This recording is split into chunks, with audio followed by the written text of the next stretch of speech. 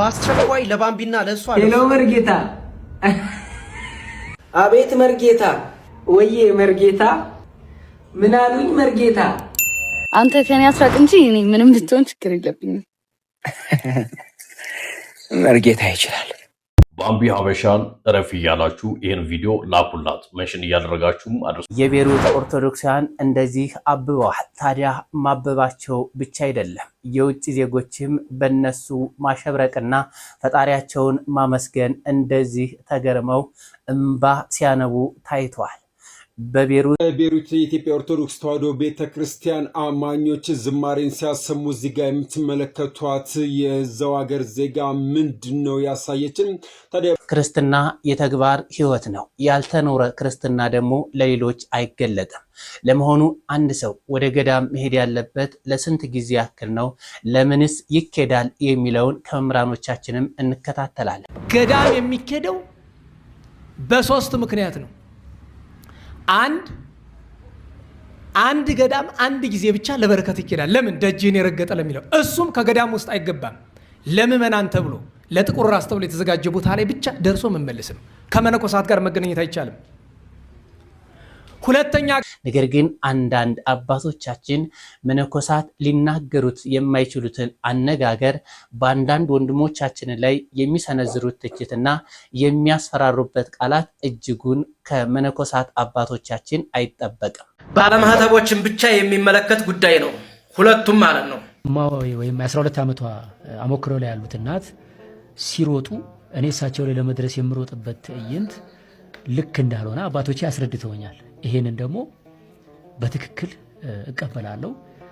ከዚህ በኋላ እኔም ሆንኩ ሌሎች ኮንተንት ክሬተሮች እንዲህ አይነት የአክሽን የሚመስል ትዕይንት በገዳም ውስጥ መስራት ትክክል እንዳልሆነ ትልቅ ትምህርት አግኝተናል ብዬ አምናለሁ።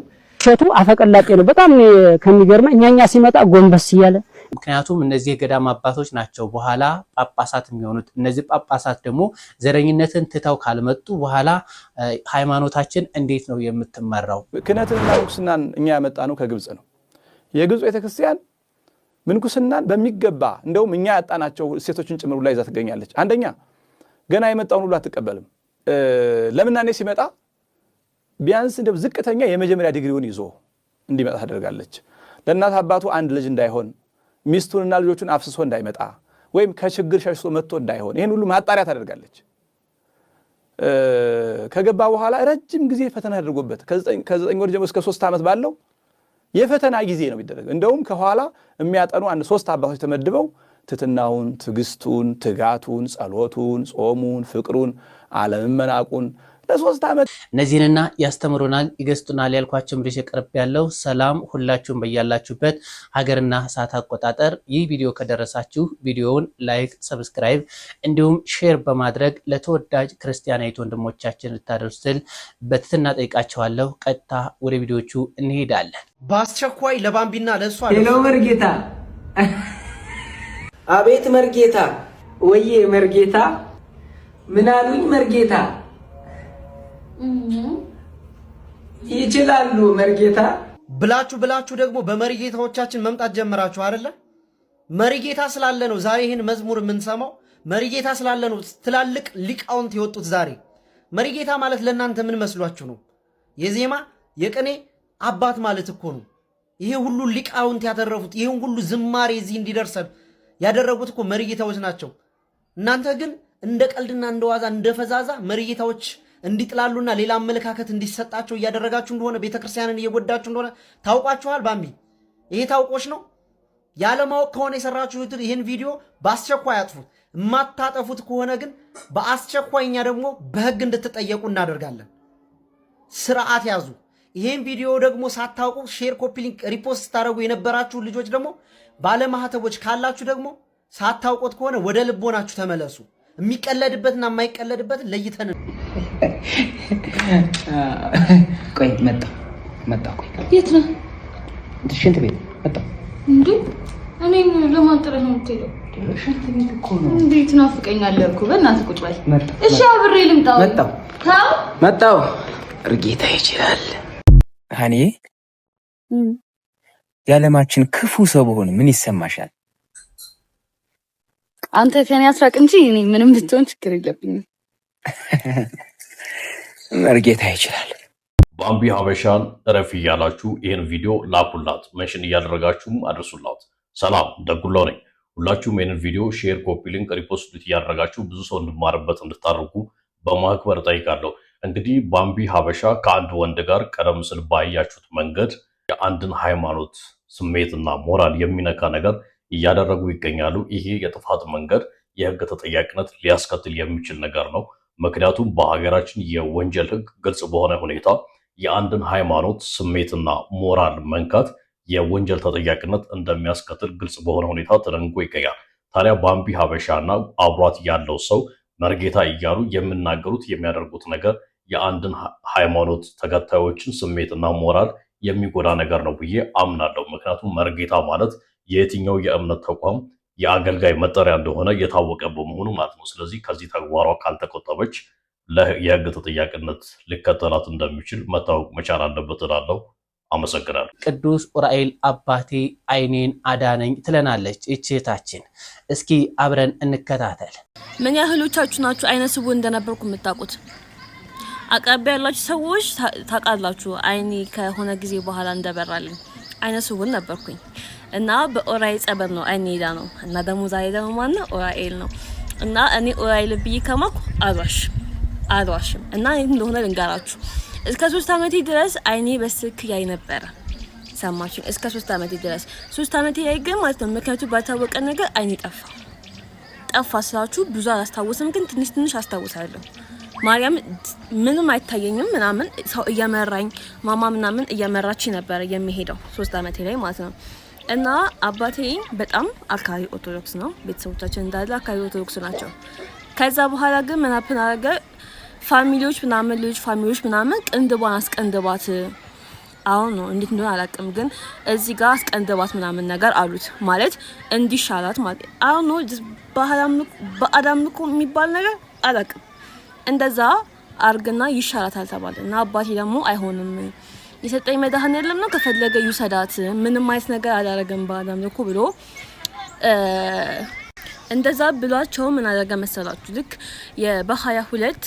በ22 3 ዓመት ላይ በ22 ማለት ነው ጠዋት ስራ ከመሄዱ በፊት ተነስቶ ንጹህ በጆግ ውሃ ቀርቶ ንጹህ ውሃ ቀርቶ ድሳን የኡራኤል ድሳንን ደግሞ ልጄን ካሻክልኝ እድሜዋ እስከሚፈቅድ ማንበብ እስከምችል ድረስ ድርሳንን እያነበብኩኝ ሻማ እያበራሁኝ በየወሩ ዝክር እንዘክርልሃለሁ አለ።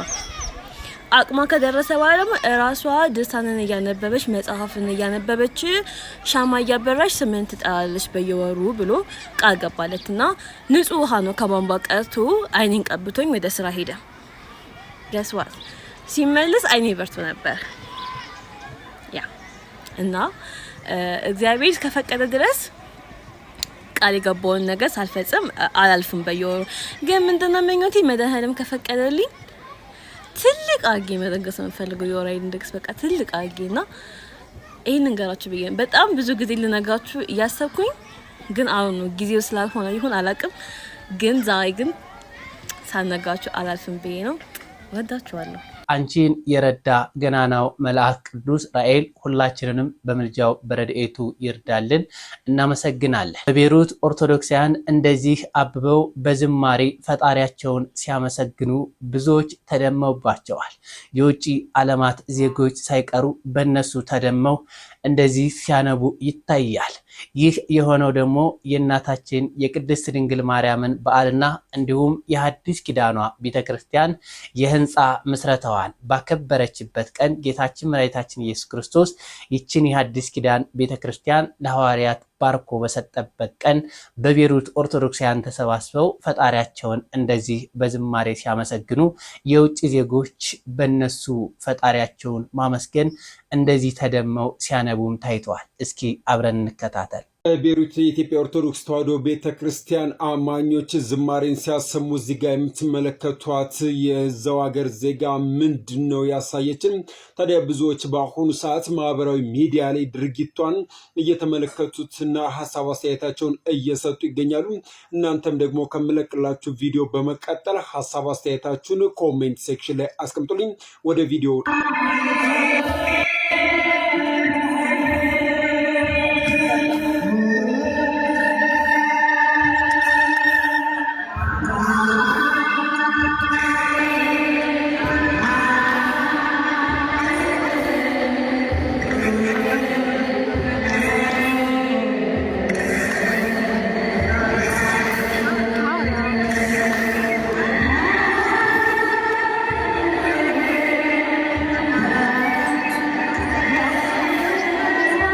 ቪዲዮን የተመለከታችሁትን ይመስላል። ታዲያ እናንተ በሴትዮዋ ሁኔታ ምን ተሰማችሁ? እንደተለመደው ኮሜንት ላይ አስቀምጡልኝ። እህቶቻችንና ወንድሞቻችንን እናመሰግናለን። ቤሩታውያን ኦርቶዶክስን ከፍ አድርጋችሁ ለዓለም እየሰበካችሁ ትገኛላችሁ። እናመሰግናለን። በተግባር ያልተገለጠ ክርስትና ሊኖርና እንዲሁም ሊሰበክ አይችልም። በከተማ ያሉትን መነኮሳት ወደ ገዳም ግቡልን እያልን እንገኛለን። ነገር ግን አንዳንድ አባቶቻችን መነኮሳት ሊናገሩት የማይችሉትን አነጋገር በአንዳንድ ወንድሞቻችን ላይ የሚሰነዝሩት ትችትና የሚያስፈራሩበት ቃላት እጅጉን ከመነኮሳት አባቶቻችን አይጠበቅም። አንድን ሰው ለማስተማር የሚቻለው በተግባር ሲኖሩ ብቻ ነው። በዓለማዊ ትምህርት እንኳ የፔዳጎጂ ስርዓቱ እንኳ ሲናገር አንድን ሰው በተግባር ካስተማር ነው እድሜ ዘመኑን በተግባር ያስታውሰው ይኖራል። በተግባር ስለሚያደርገው ማለት ነው። በንግግር ከሆነ እንዲናገር ያደረግነው ለተወሰነ ጊዜ ነው የሚያስታውሰው። ከተግባሩ ትንሽ ዝቅ ይላል። በማየት ብቻ እንደሆነ የሚያደርገውም ለተወሰነ ጊዜ ነው። በመስማት ከሆነ ደግሞ በፍጹም ሊያስታውሰው አይችልም። እጅግ ዝቅተኛ ነው የሚሆነው። ስለዚህ የገዳም አባቶቻችን ለልጆቻቸው ሊያስተምሩ የሚገባው ነገሮችን በተግባር ነው። ወንድማችን እሸቱ እንደሚታወቀው በአደባባይ ወጥቶ አባቶችን ይቅርታ ጠይቋል። ባለማህተቦችን ብቻ የሚመለከት ጉዳይ ነው፣ ሁለቱም ማለት ነው። ወይም 12 ዓመቷ አሞክሮ ላይ ያሉት እናት ሲሮጡ እኔ እሳቸው ላይ ለመድረስ የምሮጥበት ትዕይንት ልክ እንዳልሆነ አባቶቼ አስረድተውኛል። ይሄንን ደግሞ በትክክል እቀበላለሁ። ከዚህ በኋላ እኔም ሆንኩ ሌሎች ኮንተንት ክሬተሮች እንዲህ አይነት የአክሽን የሚመስል ትዕይንት በገዳም ውስጥ መስራት ትክክል እንዳልሆነ ትልቅ ትምህርት አግኝተናል ብዬ አምናለሁ። እሸቱ አፈቀላጤ ነው። በጣም ከሚገርመኝ እኛኛ ሲመጣ ጎንበስ እያለ እሺ አባስ በጣም ለስላሳ አንደበት ነው ያለው። እኛን አላቆየንም፣ በደቂቃ ነው ያሳመነን። እንደዚህ አድርጌ ምንድነው ያለን ፕሮጀክት ልሰራላችሁ የሆነ እቅድ ምናምን በቃ አቅዳችሁ ሰጥኛላችሁ ሰራላችኋለሁ ነበር ያለን እንጂ እንደዚህ አይነት የተዳፈነ የታሪክ ብልሽት ያመጣል ብለን አላሰብንም ነበር።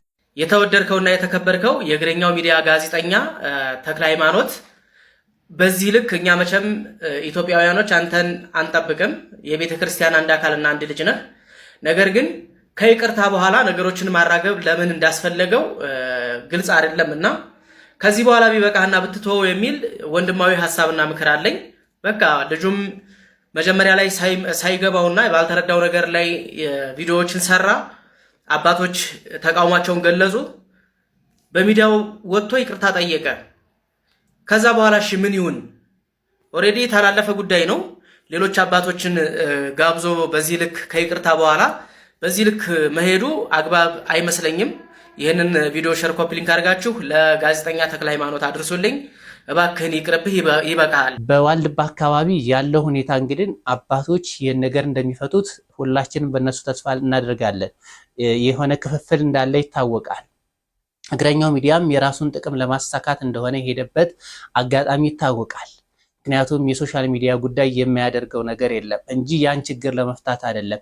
ብዙዎችን እያጨቃጨቀ ያለው እንግዲህ ይህ የገዳም ህይወት በእግረኛው ሚዲያ ባደረገው እንትን ነው። ችግሩን እዛው ቀስ ብሎ ፈተውት ቢሆን እዚህ ደረጃ የአባቶች እዛ ያለው ሁሉ ነገርም አይወጣም ነበር። ነገር ግን ችግሩ ካልተፈታ መቀጠል የለበትም። የገዳም አባቶቻችን ፍቅርን እነሱ ፍቅር ሆነው ለሌሎቻችንን ፍቅርን ማስተማር አለባቸው እንጂ እነሱ በዘር እንደዚህ እየተከፋፈሉ እንዴት አድርገው ስለ ዘረኝነት ሊሰብኩን ይችላሉ? ምክንያቱም ዘረኛ የሆነ መምህር ስለ ዘረኝነት ቢያወራን ምኑ ነው የሚደንቀን?